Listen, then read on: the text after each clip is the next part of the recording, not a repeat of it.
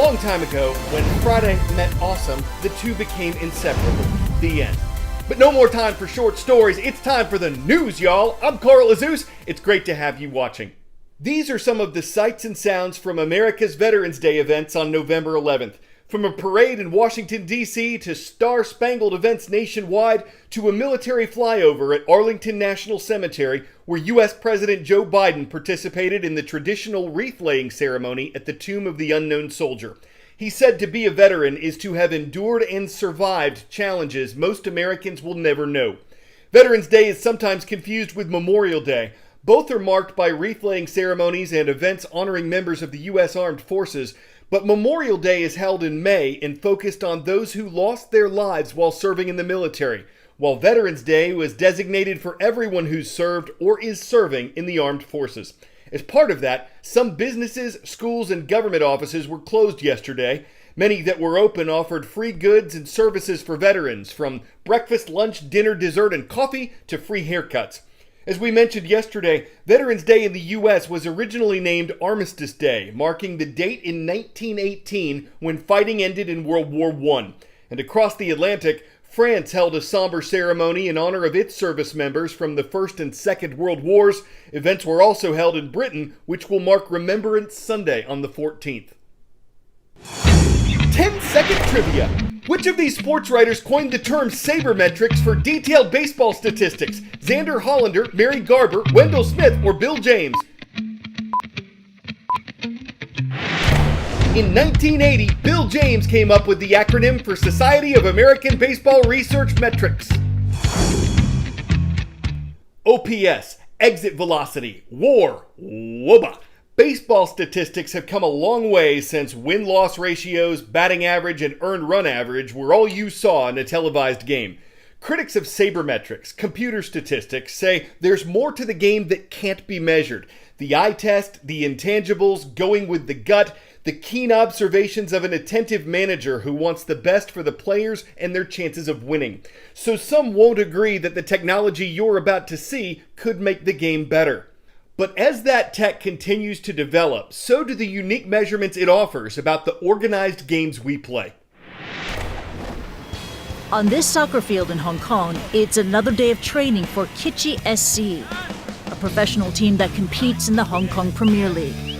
For 2 seasons now, the team has been using a tracking system developed in South Korea called Fit Together, which gathers data on each player during practices as well as matches.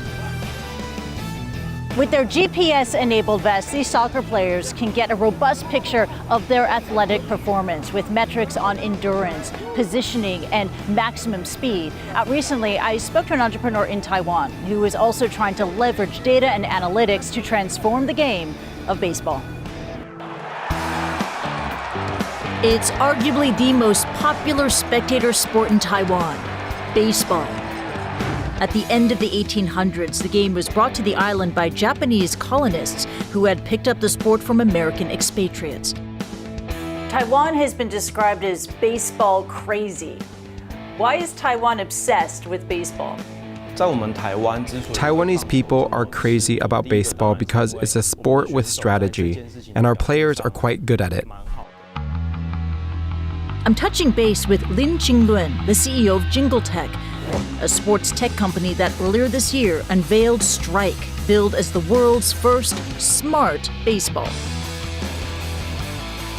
Based in the Taiwanese city of Tainan, Lin says that his technology can empower coaches and athletes with data to optimize their training. Jinglun, could you pick up the Strike baseball and show it to me?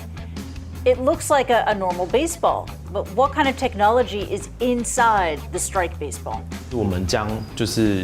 We inserted a chip into the baseball and we wanted it to be used consistently, so we also installed wireless charging. This ball can be pitched 3,000 times at 130 kilometers an hour, and it will be fine. The baseball is outfitted with precision sensors that can dissect a split-second throw with information including the ball's spin rate, velocity, and trajectory. You're collecting a lot of data from baseball players, but how does more data help baseball players take the game to the next level?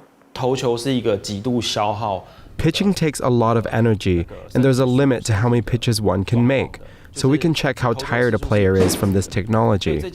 We can also help a pitcher get better by giving them details, like the rotational axis of the pitch. Coaches can monitor the progress of the players and check if the player's condition stays the same before a game and during practices. This year, Jingletech announced that it was moving into mass production. Lin says that his company has sold 10,000 strike baseballs so far in markets like Japan, South Korea, and the United States. How do you hope your technology will transform baseball? We think these technologies will start gaining popularity. Everyone should have the ability to access data. When you have such data, you can make more changes to the way you play the sport. We always want to find a solution that really works for the mass market. Launched in 2019 by former tennis professionals, the Wingfield Box is another high-tech bid on the future of sports. As soon as you transformed your court into a smart and connected tennis court, the players could get access to all of the same data that currently only the professional players have access to. Data like stroke speed, shot types, and ball impact location are collected by the internet-connected net post. In tennis, compared to other sports, it's quite difficult to see improvement and make improvement visible. We make these little steps of improvement trackable, which at the end of the day gives a huge motivation boost for the players. Wingfield CEO Mike Berlaga says the company is operating in 10 countries with more than 200 connected courts in its home country, Germany. Tennis and sport as it is per se is already for the good of society, and we're trying to enable more people in the world to enjoy the thing that we at Wingfield love the most, which is tennis. Beyond baseball, do you plan to introduce this technology to other sports? The tech is transferable, so it can be used in other sports. We are doing research on the Japanese baseball market and also softball in the US. We've also tested the sensors on rugby balls and cricket.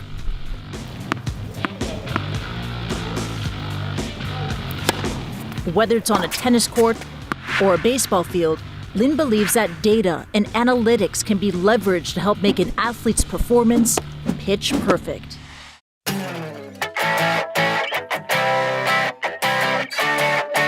Julia Hawkins recently made headlines for running the 100-meter dash in just under 1 minute 3 seconds. If that math doesn't sound quite right to you, add in the fact that she's 105 years old.